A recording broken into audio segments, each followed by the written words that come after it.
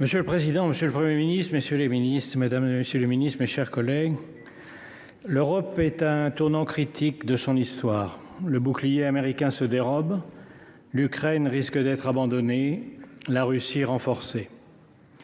Washington est devenu la cour de Néron, un empereur incendiaire, des courtisans soumis et un bouffon sous kétamine chargé de l'épuration de la fonction publique.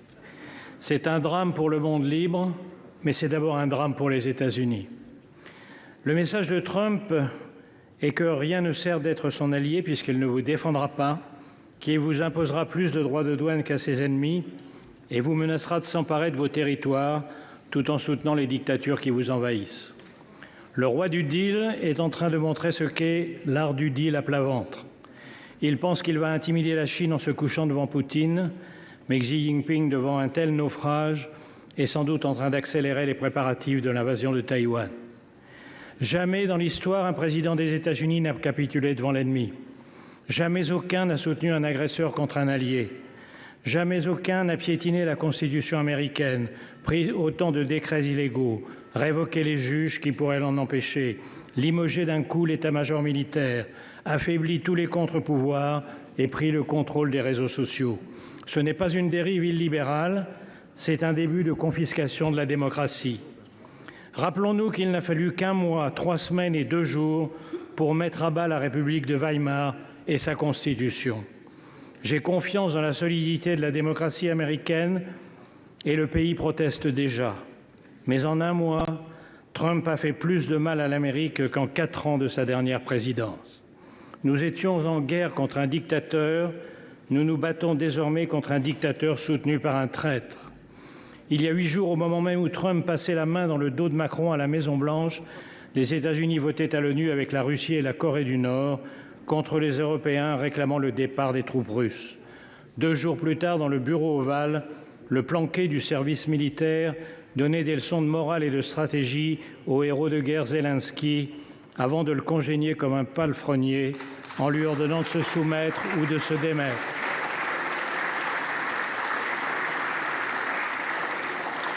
Cette nuit, il a franchi un pas de plus dans l'infamie en stoppant la livraison d'armes pourtant promise. Que faire devant cette trahison? La réponse est simple, faire face. Et d'abord ne pas se tromper. La défaite de l'Ukraine serait la défaite de l'Europe. Les pays baltes, la Géorgie, la Moldavie sont déjà sur la liste. Le but de Poutine est le retour à Yalta où fut cédé la moitié du continent à Staline. Les pays du Sud attendent l'issue du conflit pour décider s'ils doivent continuer à respecter l'Europe ou s'ils sont désormais libres de la piétiner. Ce que veut Poutine, c'est la fin de l'ordre mis en place par les États-Unis et leurs alliés il y a 80 ans, avec comme premier principe l'interdiction d'acquérir des territoires par la force.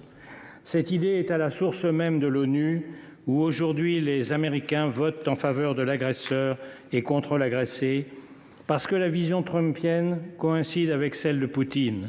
Un retour aux sphères d'influence, les grandes puissances dictant le sort des petits pays. À moi, le Groenland, le Panama et le Canada. À toi, l'Ukraine, les pays baltes et l'Europe de l'Est. À lui, Taïwan et la mer de Chine. On appelle cela, dans les soirées des oligarques du golfe de Mar-a-Lago, le réalisme diplomatique. Nous sommes donc seuls.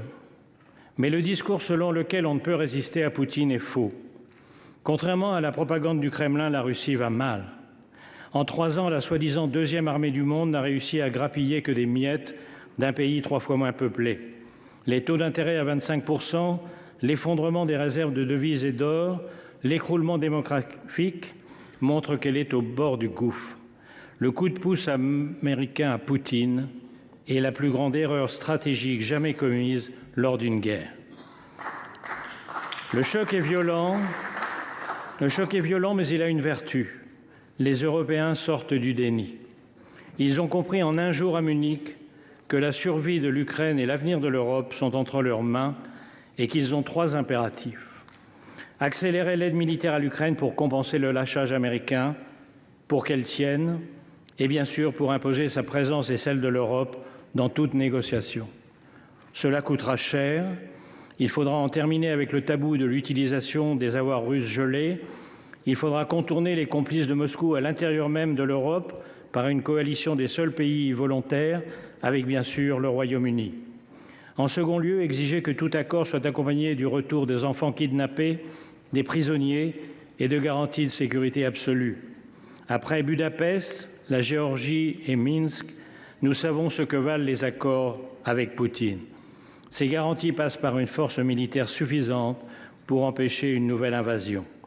Enfin, et c'est le plus urgent, parce que c'est ce qui prendra le plus de temps, il faut rebâtir la défense européenne négligée au profit du parapluie américain depuis 1945 et sabordée depuis la chute du mur de Berlin.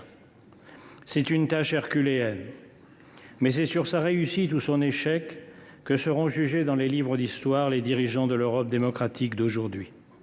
Friedrich Merz vient de déclarer que l'Europe a besoin de sa propre alliance militaire. C'est reconnaître que la France avait raison depuis des décennies en plaidant pour une autonomie stratégique. Il reste à la construire.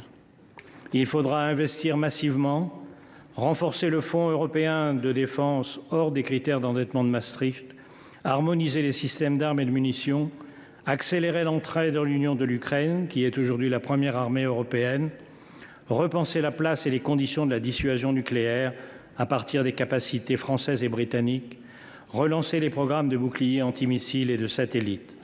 Le plan annoncé hier par Ursula von der Leyen est un très bon point de départ. Et il faudra beaucoup plus. L'Europe ne redeviendra une puissance militaire qu'en redevenant une puissance industrielle. En un mot, il faudra appliquer le rapport Draghi, pour de bon.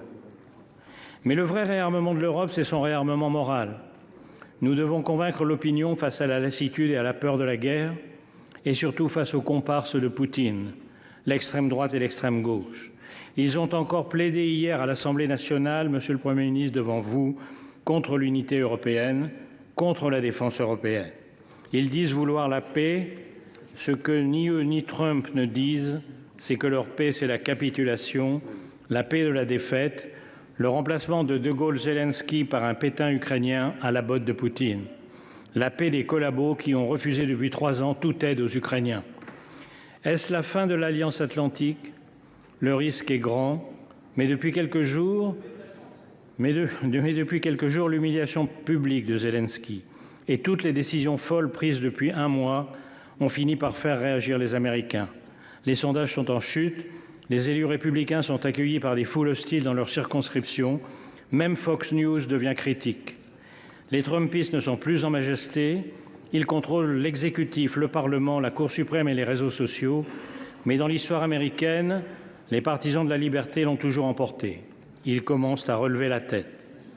Le sort de l'Ukraine se joue dans les tranchées, mais il dépend aussi de ceux qui, aux États-Unis, veulent défendre la démocratie et ici de notre capacité à unir les Européens, à trouver les moyens de leur défense commune et à refaire de l'Europe la puissance qu'elle fut un jour dans l'histoire et qu'elle hésite à redevenir.